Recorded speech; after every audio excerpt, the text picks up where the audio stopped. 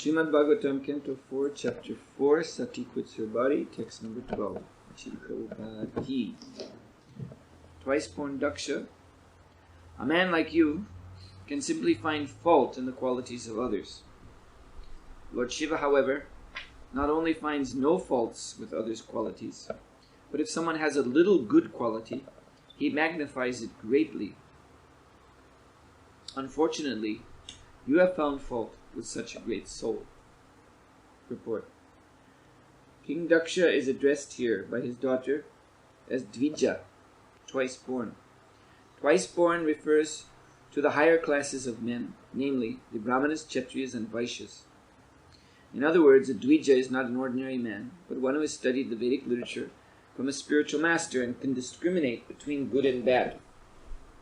Therefore, it is supposed that he understands logic and philosophy. Sati, Daksha's daughter, put before him sound arguments. There are some highly qualified persons who accept only the good qualities of others, just as a bee is always interested in the honey in the flower and does not consider the thorns and colors.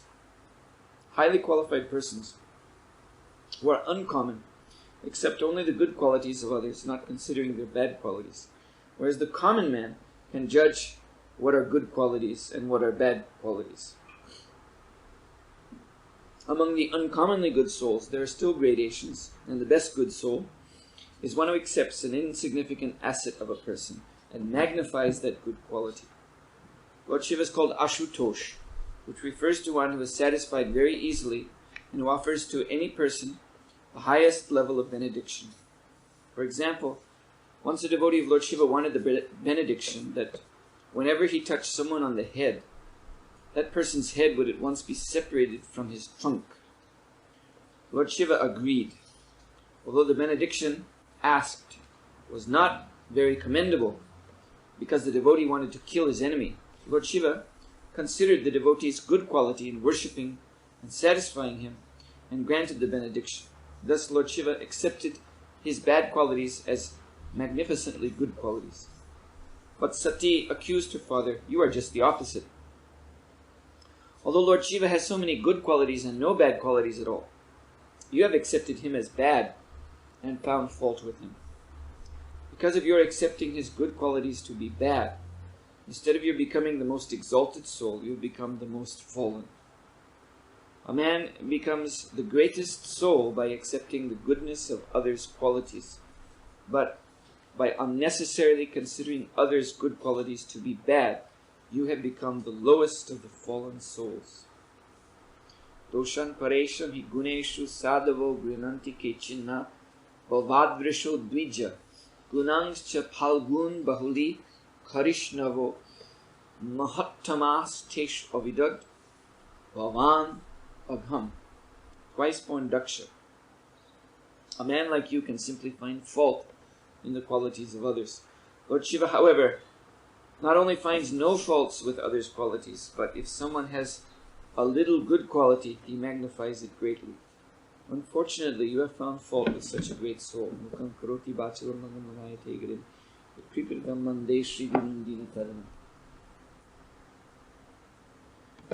Yes, so the first point Srila Prabhupada explains is this term Dvija. Sati has addressed her father as Dvija. Dvija means born for a second time, referring to initiation, spiritual initiation, which is essential in Vedic culture for those who are to be considered real leaders. So Srila Prabhupada says there are 3 classes of leaders in Vedic culture. Each has their own specialized department. The Brahmanas, the Kshatriyas, and the Vaishyas. In ISKCON today, there's a lot of discussion about Varna Ashram Dharma. But unfortunately, from what I've observed, very much of it is theoretical, just abstract. The reason being is that in trying to understand who's Brahmana, Kshatriya, Vaishya. Then devotees are looking at lists of qualities that they find in the Bhagavad Gita, Srimad Bhagavatam. And then they're speculating, what qualities do I have? And then they look at others, and what qualities do they have? And it's all very cloudy, in the clouds, and also cloudy in the sense that clouds are in your eyes and you can't see very clearly. But actually, from my understanding anyways, there's quite a practical means to know who is in what varna. If we consider Prabhupada's point here about leadership, higher classes are the leaders. And leadership is practical. You see, you can talk about lists of qualities and speculate, do I have this, do I have that quality? But if you're a leader, that's pretty clear. If one is a leader, that means others are accepting this person to be a leader. And the definition of leader can be very nicely established from purport in the 12th chapter of Bhagavad Gita, where Srila Prabhupada is saying that in order to accomplish any work, in order to accomplish anything, whether we're speaking in spiritual society or material society, there must be 4 things. And he says there must be land, or you can take that to be property, what we call real estate, buildings, land, like that. So that's 1. There must be property. And there must be capital, money. What can you do if you have no money? There must be money. Thirdly, there must be labor. There must be a force of people who are ready to do work. You see, you have big plans, but if you don't have anybody to execute them, then what is the use of the big plans? So there has to be a ready body of people. And finally, organization. There has to be a clear line of authority. Division. There's a labor force, but there must be division of labor. You are going to do this, you are going to do this, you are going to do this. So when these 4 things are there, then we can really realistically speak of a social structure. You see? We can really realistically speak of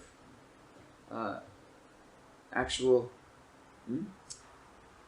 social activity, work being done. And then together with this, we must understand what is a leader. In these terms, in terms of these 4, we must understand who is a leader. So, it's not so hard. One who can attract and maintain. So attract means one who can bring these 4 together and then maintain them. Again, the 4. Land, capital, organization, labor. Land, capital, organization, labor. The one who can attract these 4 and maintain them by preaching. That's a Brahmana. See? One who can... Many people may say, I'm a Brahmana. Meaning that don't ask me to do any practical work. Don't ask me to, do Shudra work or Vaishya work or Kshatriya work. I'm a Brahmana. You see? But if you're really a Brahmana, then when you open your mouth, what comes out should be so convincing that land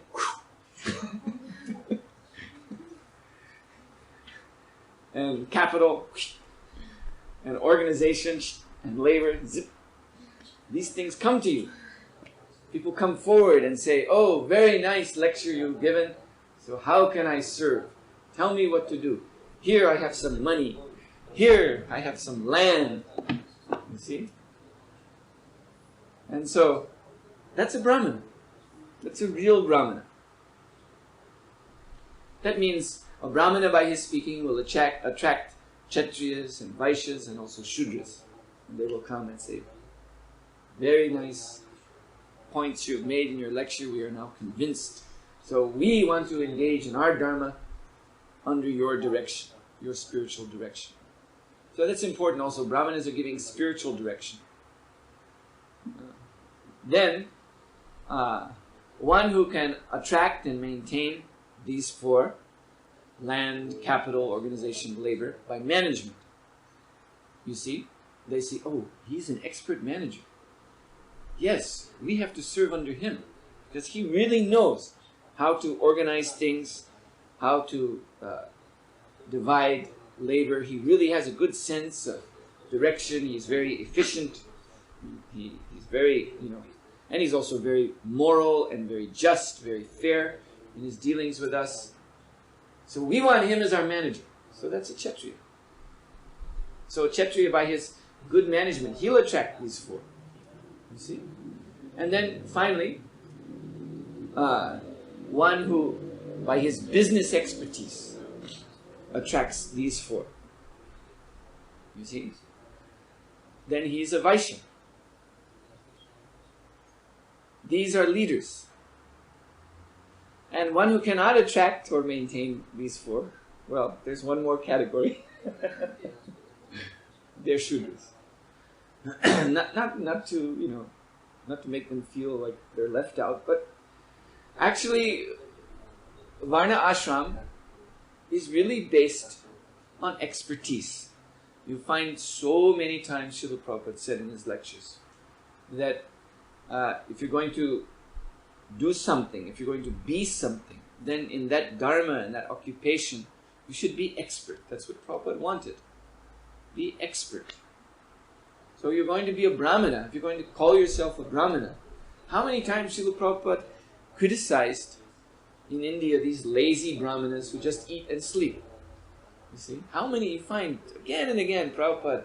And also speaking of temples in India, he used to say, temple is not a place of eating and sleeping.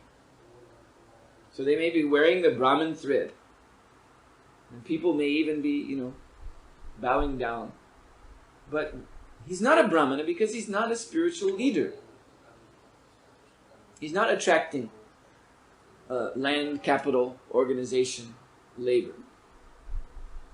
Prabhupada said, you can see in Calcutta, there are these men, they're pulling, it's kind of a wagon called Tela.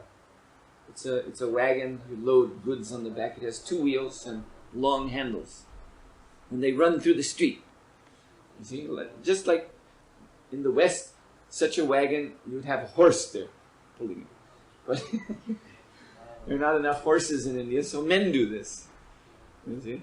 They also have horses, but there's not enough. So you see, very often, it's a man running. And he's pulling such a wagon.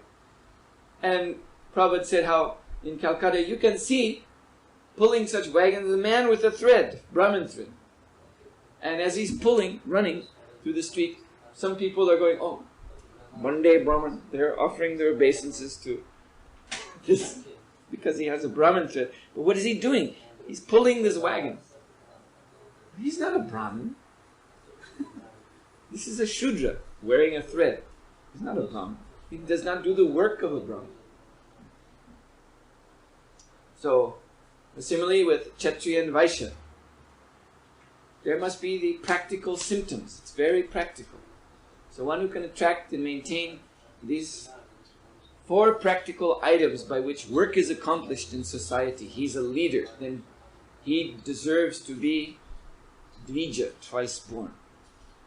Now that doesn't mean that someone who's actually a Shudra, who can't attract these four, then shouldn't be Dvija, shouldn't be second initiated. Because we're speaking of Dvija, the whole context is Dvija in terms of social leadership.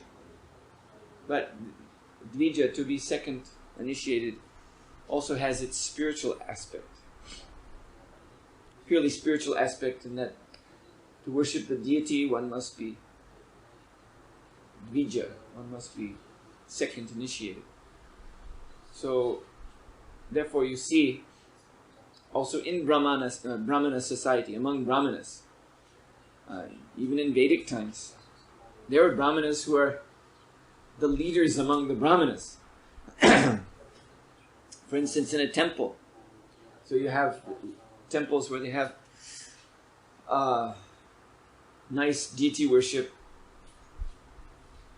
Radha, Krishna, Jagannath, Baladev, Subhadra Devi, Shri Shri Gaurnitai, like in, I'm thinking Radha Desh, very nice deity worship there, with these three sets of deities. And others also, Govardhan, Shila. So there you have to have a team of Brahmanas. It's a very elaborate deity worship. So you have a team of Brahmanas, team of pujaris. And among them, one or two, there'll be those who are clearly the leaders. And the others, they simply do the basic puja. They follow as they're told. You have to go on the altar at such and such time, such and such day. And you do this, you dress the deities, and you bathe the deities, and this. So they're all Brahmanas, but you can still see there's a difference. You could all, without being offensive, but you could say in this group of Brahmanas, there are those who are like Shudras, in that they just do the work that's assigned to them. You see. In other words, they're not leaders. You see. But this is alright, because they're engaged spiritually. So they're all Brahmanas. But then when you start to speak in terms of social leadership, then this word Dvija, twice born, takes on another significance. Then we actually want to see who is a real leader. You see, who's really the potency to lead others, and again to attract and maintain these four necessary items of work. And then in the term that Srila Prabhupada is speaking of, higher class of man, then you can see who is Brahmana, Kshatriya, Vaishya. So as we still see in India, the Brahmanas, Kshatriyas and Vaishyas, they lead cooperatively. Each has their particular expertise. The Brahmana is expert in the spiritual and philosophical subject matters. So he gives the direction, the light, you see, the illumination as to what is the final goal of the whole society. The Kshatriya, his expertise is in organization and also the enforcement of law, moral principles, justice. He protects also, very important. Actually, that's the meaning of the word Kshatriya. He protects all the other members of society. So that's his expertise. And the Vaishya is expert in making money. I was speaking with myself and Bhaktivedanta Purnaswami. We went to Calcutta once when I was there in India last, and we met a Vaishya life member. He's from a traditional Vaishnava Vaishya family. His name is Agarwal, which is a Vaishya family name. And he's from the class of Vaishyas known in India as the Marwaris. They're a section of Vaishyas who come from one town, Marwar, in Rajasthan. So it's not a big, you probably never heard of this town before, Marwar, just out in the desert somewhere. But these very expert Vaishyas come from that town, and they've gone all over India. In every major city in India, there's a community of Marwaris. And they're known as the Jews of India because they're such expert businessmen. But what sets them apart from other classes of Vaishyas like the Sindhis and others is that the Marwaris are Vaishnavas. They're devoted to Krishna. And they're very, very pious. So we were speaking with this Mr. Agarwal. It was a very, very interesting talk because we were actually discussing with him Vedic society and Varnashram, and what is the position of Vaishyas. So we asked, Bhaktivedanta Purnaswami asked this question, that so when you go into a company, a big company, There are so many people in that company. So who among them are the Vaishyas, the actual Vaishyas? And Mr. Agarwal, he laughed and he said, that's very easy. He said, the one who know how to make money, they're the Vaishyas. And the others who are just working there, typing, talking on, answering phone, and, running with papers. They're all the Shudras. They're just being hired to do their work. But the ones who know how to make money, and they will be the leaders of the company. They have such a brain, and such senses. They can smell where money is. And they know how to get it. They know how to, talk, and we could see him. He's a millionaire. He's living in a $2 million apartment in Calcutta, all marble inside.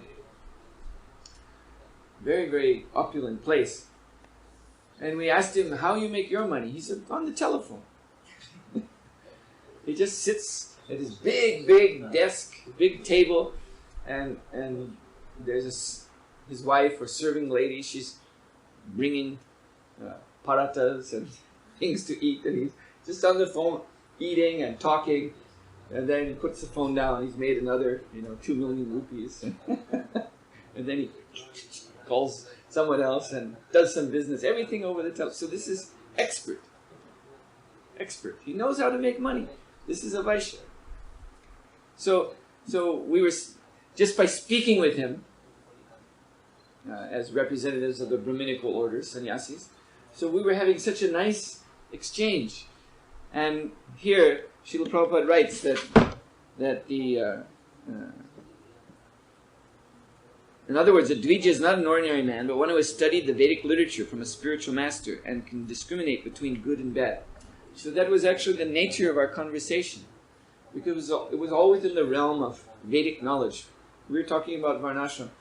And so from his Vaishya point of view, he was giving so many nice points. He says we, the real Vaishya, we, meaning the Marwari community who are Krishna Bhaktas, he said, our happiness in life is to make as much money as possible. This is what we like to do. You make as much money as you can, but you only keep for yourself what is reasonable.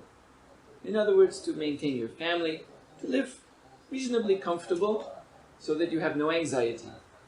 You take that much, and rest you give to Krishna. So he was speaking like that. It was so nice to hear. So nice to hear him speak like this. He was really speaking from the heart. The rest you give to Krishna. Otherwise it is sinful. So this is Vedic. So we could see how nice, what a nice culture this is. That the Brahmanas, the Kshatriyas, the Vaishyas, the real leaders, they sit together. They form like a council, like a board, like Prabhupada made for ISKCON, the GBC. It's a board. And we find that the larger temple projects in our movement, big temples, they need to also have such temple council. So, but the council should be composed of leaders. And leaders means these three. If you have these three leaders, then society will work nicely. And they discuss together on the basis of Vedic knowledge their duties, their particular contributions.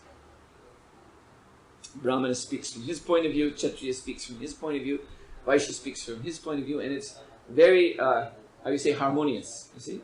It just fits together very nicely, makes a very complete understanding for social welfare, and everybody's happy.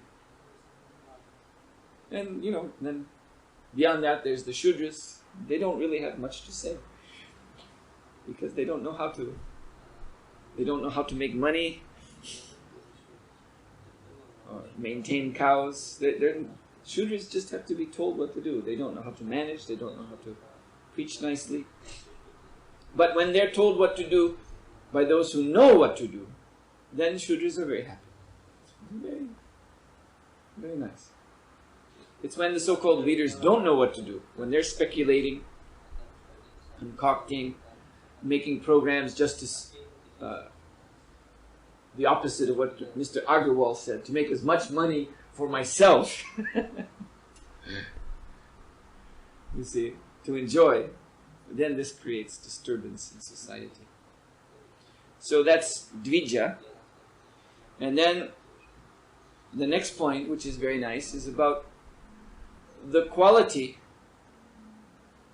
this quality of a devotee, the quality of an uncommon, spiritually advanced soul, to extract what is good from anyone. Now this, it is stated about this age, kaler dosha nidhe, that this Kali Yuga is an ocean of faults. You don't get a medal in this age for finding fault in people. It doesn't mean that, oh, you were extraordinarily intelligent because you were able to find this fault or that fault, because the whole thing is just fault. So that is very normal. This is simply mundane talk, mundane prajalpa talk, to point out faults. Anybody can do that, and they're doing it. Read the newspaper, just faults, faults, faults, faults, faults. Listen to TV, just faults, faults, everywhere. Listen to what people say, they just talk about faults, faults, faults. And this is nothing special at all. This is laukika. Laukika means it's very commonplace, ordinary. But there is one good quality, kaler dosha nidhe raja nasti heka mahaguna. There's one good quality in this age. Kirtanya deva krishnasya. And that's the chanting of the holy name. So when it says here that the uncommon soul, he knows how to bring out, there's even the slightest good quality, he knows how to bring it out and magnify it, then we understand that this is exemplified in Srila Prabhupada. Srila Prabhupada is most uncommon personality, in that he came to the Western world, which is most fallen, most degraded, most materialistic, and yet having such complete faith in the Vedic scriptures that there is nonetheless one good quality in this age, and that is the chanting of the holy name. Even though the people weren't doing it, but Srila Prabhupada introduced it, and then he magnified it. And then from this ability of Srila Prabhupada, this uncommon ability, the whole Krishna consciousness movement, ISKCON, International Society for Krishna Consciousness, flowered forth all around the world, very, very rapidly. So, Sati is speaking of Lord Shiva. Lord Shiva is called, there's a name, Dharma Vatsala. Vatsala means he is very, he holds, Vatsala means one who holds something very dear. And Dharma means Dharma, religiosity. So, for Lord Shiva, Dharma or religion is very, very dear to his heart. And yet Lord Shiva, he is known to be surrounded by the crazy beings of the universe. The bhutas and the pretas, the ghosts and the demons. So one may say, what does that have to do with Dharma? If Dharma is so dear to Lord Shiva, then why such kind of ghostly people follow him? And that's because of the same point. He is uncommon.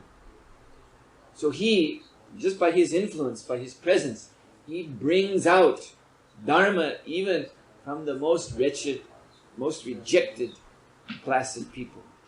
And Prabhupada gives the example of this Vritrasura, who was a demon, such a low person, who simply wanted to have, we're speaking of expertise. So this is a demon. A demon wants to have expertise in such things as killing other people. See, Dvijas, their expertise is in leading society. But a demon's expertise is in destroying society. See, a demon thinks it is very good to have power to destroy other people, to create havoc, catastrophe. He thinks this is very good.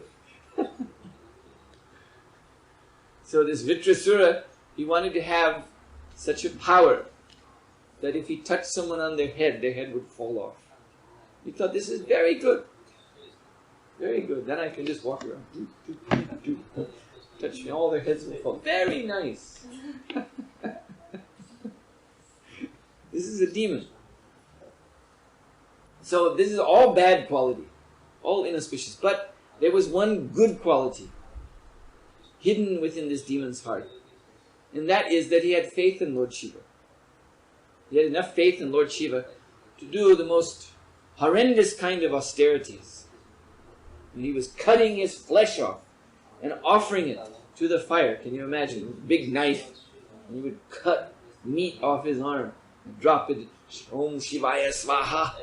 Drop it into the fire. And then he was ready to cut off his own head and put that in the fire. And Lord Shiva appeared and said, wait a minute. Why you do this? You don't need to. See, because Lord Shiva, he's pleased just with simple offering of Ganges water. Little Ganges water. He's Asutosh. That is his name. He's very easily pleased. And he is Asutosh because he sees this universe, this material world is mostly full of creatures like this. Mostly full. We said the other day there are 33 million demigods. That may seem like a great number, but what is that? See, that's only twice the population of Calcutta. Calcutta is about 15 million people. So that times two, you have all the demigods in the universe. You see? And in this room right now, there are 33 million. I mean, you cannot even... 33 million. You cannot even imagine how many germs or bacteria or whatever there are in this very room right now. 33 million is nothing compared to how many they are in this one room. So the majority of living entities in this universe are very, very low and fallen. Only the minority is in the classification of, as I was saying the other day, Deva means demigod and devotee. How many devotees are there in this world? Devotees of Krishna, very, very few. So, Lord Shiva, he thinks about the vast majority of fallen souls. He's always thinking, what can I do for them? So he's Dharma Vatsala.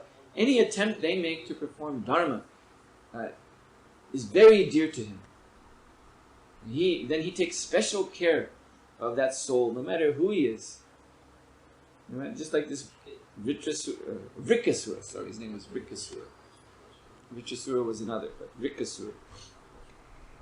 So, just like that Vrikasura, he's such a ignorant, demoniac entity. But still, Lord Shiva appeared personally. He said, please don't cut off your head in my name. He was thinking, how horrible to have somebody do something like that in my name. So that's why he stopped him, and then he said, so what do you want? And the demon said, I want the power whoever's head I touch will crack. And Lord Shiva said, all right, since you are trying to make some progress in religion, yes, why not? But then the demon wanted to touch his head. So you know this story from the Krishna book. That's a demon. But just see, Lord Shiva, he's so magnanimous, he's so soft-hearted, that he never thinks after an experience like that, well, that's enough. Forget these demons. That rascal wanted to crack my head. I'll never... We might say like that. I've had enough of these. I've had enough of these Greeks. But Lord Shiva's not like that. Lord Shiva's not like that. He thinks always, if someone is trying to come forward and do a little bit of dharma, he feels duty-bound to help him. So, this is the compassion of a great soul, and moreover, great personalities like Lord Shiva, Srila Prabhupada, they actually have the power to magnify even the slightest good quality in anyone, the slightest tendency to offer obeisances, to make a little service. Then they know how to magnify this quality and transform that person completely. Just like Srila Prabhupada again, where did he go? Just like Lord Shiva, he went among the ghostly class.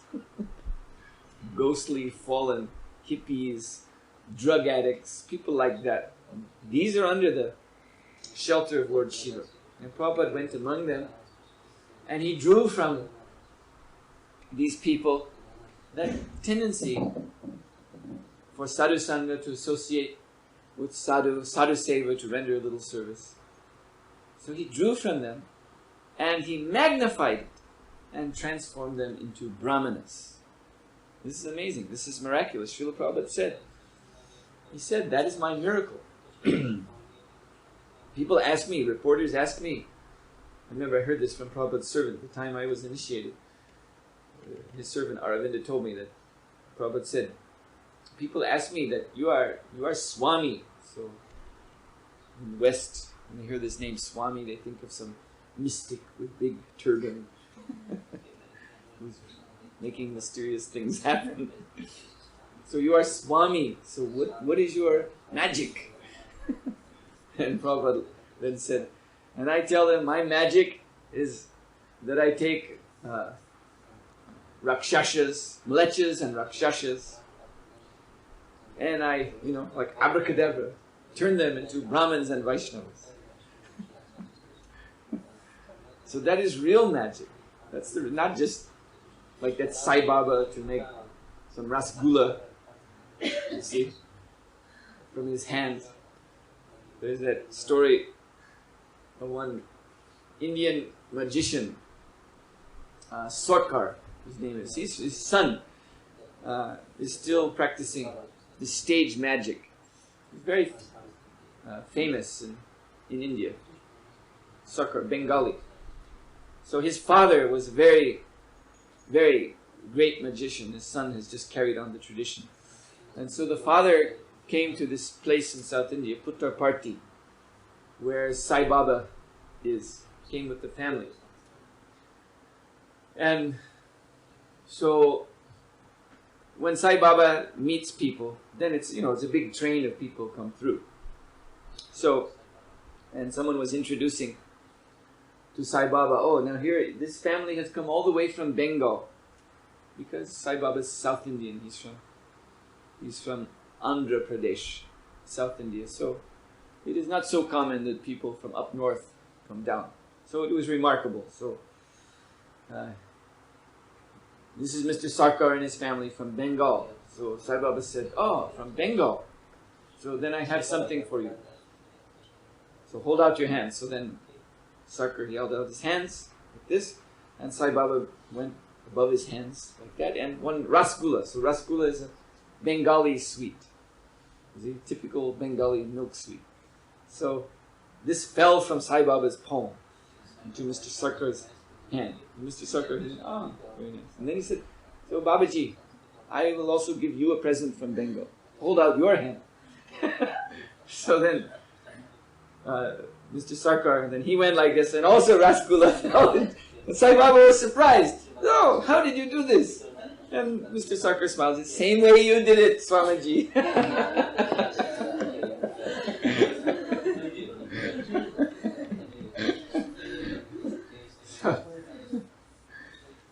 So this magic to make one rasgulla.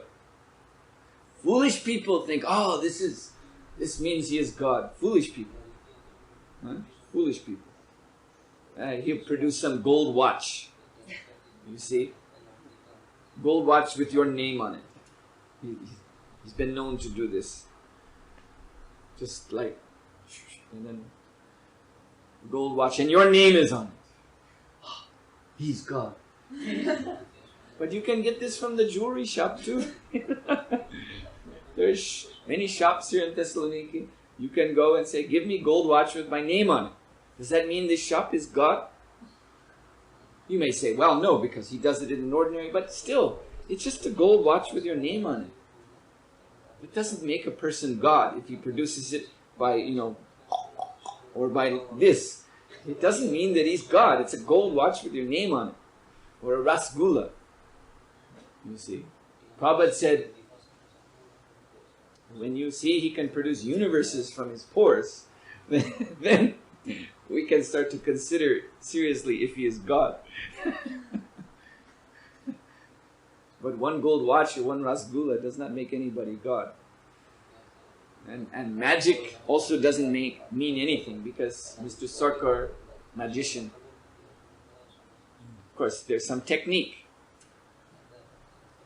And you know, already this, even this technique of stage magicians, it is already a kind of mystic power. Even though they may have the rasgulla up their sleeve or whatever, but the way they do it, it's bewildering. And this ability to bewilder someone, that is already Maya. Maya means illusion. And actually this word Maya, it comes into European languages as magic. It means the same thing. I think in Greek you have this magikos, all these languages, magic. So the root is this, the actual root of the word magic is Maya. Maya means illusion. And they also call these magicians illusionists. That's one term for them. So it's already magic or mystic illusion. Even if they have the rasgulla up their sleeve, it's already magic, Maya. And then sometimes the really skilled magicians, they do things, sometimes things happen on the stage that even surprises them, you see. And they sometimes say that, yes, sometimes things happen in the course of my magic show. Even I can't explain how it happens. It just happens. I want it to happen and it just happens. But I didn't arrange for it. So these are people with a certain karma. They have a certain, perhaps you could say, borderline mystic power left over from previous lifetime. In past life there was some big yogi, they had big powers. And then after a few births, it's gone pretty much down to, you know, insignificance. But enough is there so that they can become a stage magician, you know, make card tricks and pull rabbit out of the hat and things like that. And sometimes some actual mystic power manifests once in a while, more expert ones. So, but this magic, to have some little magic power, doesn't make one God. Little magic power means even up to the point of creating one planet, like Vishwamitra Muni did. Even that compared to Krishna, to create one planet, one planetary system. This Trishanka Loka he created for one Trishanku, one Shudra who wanted to go to heaven. So Indra wouldn't let him in, so then this Vishwamitra, he made a heaven, special heaven, called Trishanku Loka. It's still there. But he made the heaven, he used up all of his mystic power to make this heaven. But he couldn't keep it there. It started to fall to earth. And then this was alarm, because he'd made this huge heavenly world, and then it was just dropping to earth. And then Lord Vishnu, he appeared, and he put it back, and then he said to Vishwamitra Muni, don't do these things. This is my department, not your department. You can make your mystic jugglery on a lower level, but when you come to arranging things in the universe, this is my department. And you cannot maintain this universe. Only I do that. So anyway, you have made this new planet, alright, so we'll keep it there. We'll keep it, we'll respect you by keeping it there, but don't do this again. So then Vishwamitra, he was okay. He was very humble. So this compared to the Supreme Personality of God, even to pull a planet out of the hat is nothing. So, yes, anyway, the real magic, the original point is the real magic, as Srila Prabhupada or Lord Shiva does, is to take a fallen soul and to find within that fallen soul good quality hidden away in the heart, to bring it out and to magnify it to the point where the fallen soul becomes actually a great soul, a purified soul, a Brahmana. And this is the magic of the Vaishnava. Okay, so So we will stop here. Srila Prabhupada ki